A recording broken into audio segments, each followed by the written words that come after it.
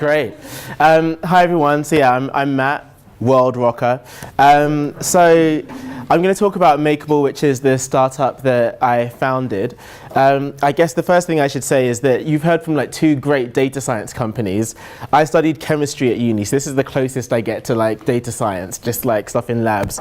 But the reason why we're here is because we're at the very beginning of thinking about how we could use data science. So part of the benefit is just to kind of open up what we're talking about to you guys, and we're really open, Kathy, my colleague, is here as well, on kind of any thoughts that emerge over the course of the presentation in terms of how we can best use data science to unlock the world's humanity and accelerate social progress. So I'll just give you a bit of a background, which is these are my folks, and as I was growing up, they used to sponsor a child, so I was always doing that when I was growing up. And then my sister and I, when we were at school, we used to watch these Oxfam commercials of just give £2 a month, but our pocket money was just £2 a month, so that money was going on sweets, it wasn't going on food and water for people that needed it. Then when I got to school and university, I thought, okay, now I can actually do something. So at uni, I started sponsoring this guy, Angel. It cost £15 a month, but then after a few months I realized that I just couldn't quite afford to continue it because I had to like spend money on, you know, like books and beer and other things. So I cancelled, but then I thought, wait, if I got my mates to put in £1 a month each, we could sponsor a kid for £1. And so that gave birth to this idea called Sponsor a Kid for £1, which we ran in conjunction with World Vision at my uni in Birmingham in my final year. And we ended up with 150 students and staff who were all like sponsoring different kids. But it was run offline, so we would collect money in a bank account, send a check to the charity, get information back by post, hand deliver it to the students. It wasn't scalable, but it nevertheless won a Channel 4 award, and it just made me think, oh, maybe this is something that I could take a little bit further. So when I graduated, still being like tight on pennies, I'd often get the megabus. And one day I remember seeing their slogan of low-cost intercity travel for £1. And I thought, what if we did low-cost international projects for £1? What if we had a website where people could start sponsoring projects in the same way that people sponsor children and get updates on what's happening? And this is when I was 23, 24. And I guess I was a bit of a perfectionist. So we started working on this website with a £5,000 budget, and we got halfway through and I realized that we'd run out of the budget and we hadn't got to where we needed to get to. So that's definitely a lesson learned, which I apply to my team now, just in terms of get it out, even if it's like half done. But along the way, in 2008, I then met my co-founder. We kind of coalesced over this event which used to bring together charities who would pitch to an audience of 100 people on how they would spend £1,000. Then the audience would give that money, and they'd give the money to be spent on random things like flights or even just really basic logistical things, but it was because people knew the impact of where the money was going. And it was kind of with that in mind that I kind of came back to the original idea for Makerble. And this is kind of just like a quick timeline of what we did.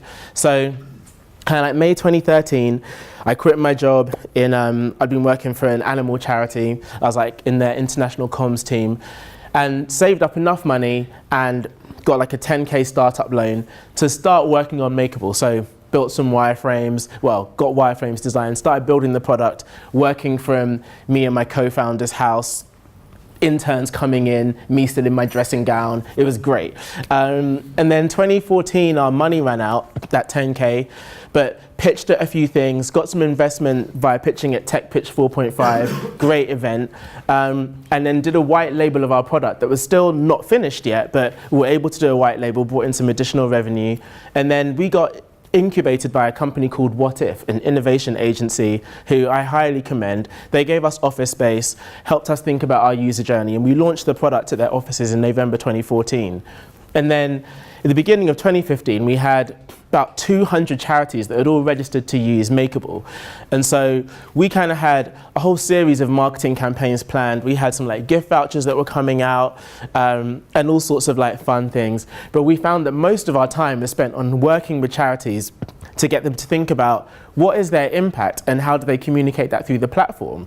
We thought we'd just have charities knowing how to use it so that we could go out, do donor acquisition and give people updates on where their money was going. But we found ourselves in long phone calls with charities, helping them think about how do we break down what our impact is and how do we then communicate that digitally in a way that's going to resonate with donors. So as a result, towards the end of the year, we realized that in order to achieve our original vision, we first needed to pivot and solve this first problem of how do we enable charities to properly think about and articulate their impact. And that's pretty much like where we are now and what we're going to talk about. So the way that charities currently monitor their impact is quite inefficient. First of all, they're often not really sure. There's 160,000 charities in the UK, to put this in perspective. And the ones that most people know about are probably the largest, like 1,000 or so. 70% of donations go to the top 1% of charities. So there's a massive long tail that aren't really that well resourced, but are doing epic work.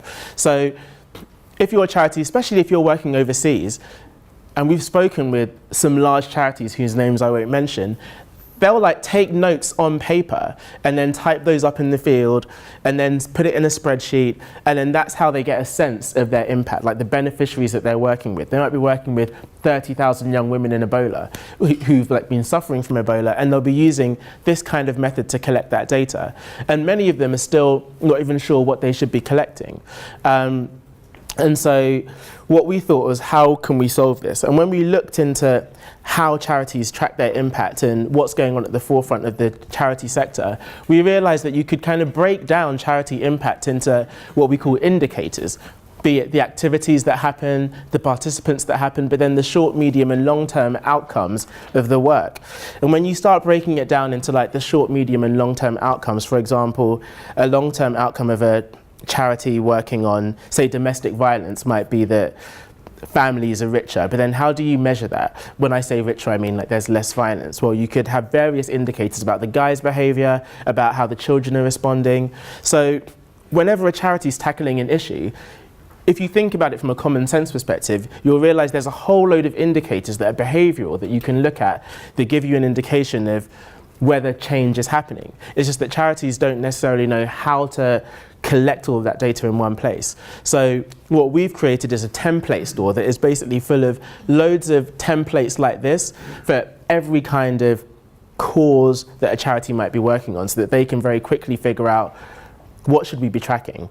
But then once they've then decided that and they've got that template, that's where our app comes in. So we've got an app that's currently on Android that pretty much takes the stuff that they've planned out in the template and distills it down into an app that staff can use when they're working with beneficiaries to log various indicators in terms of signs of progress happening. But actually where we'd like to take it is, and we're speaking with a couple of charities about this, is putting it in the hands of the people who they actually work with, in the hands of the beneficiaries, so that they can be logging their behavior. So the charity's getting this rich data from the people they're working with themselves about the progress that's happening. Then all of that is brought together in our online dashboard. And so there's various benefits for the charity from it makes them hopefully a lot smarter because they have a much better idea of the change that is happening as a result of their work, as well as cost savings and their teams being better on board with what's happening, and ultimately them being in a better position to fundraise because they've got a stronger narrative of the impact that they're creating.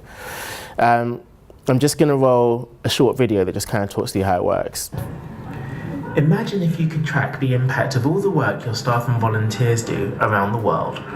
With Makerble, it's easy. Start by selecting the metrics you care about. Makerble adds them into a mobile app that your staff can use to monitor the progress being made on every project you work on. Whenever they're in the field, your staff log the number of people they've helped and can attach pictures, notes and videos, even when they're not connected to the internet.